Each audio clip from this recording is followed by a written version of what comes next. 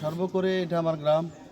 আপনাদেরকে সবাইকে আমার গ্রামের পক্ষ থেকে ধন্যবাদ জানাচ্ছি। আপনারা এখানে আসছেন খেলাধুলা করার জন্য এবং যার যার প্রতিভা আপনারা মাঠে দিয়ে তারপরে এখানে ফাইনালে আজকে উপস্থিত হয়েছেন দুই দল।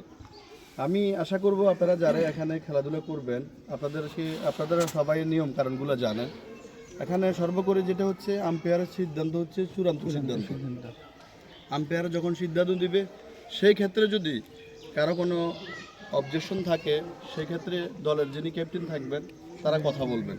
আমরা যদি সবাই সবার জায়গা থেকে কথা বলি সেক্ষেত্রে বিশৃঙ্খলা সৃষ্টি হওয়ার সম্ভাবনা থাকে।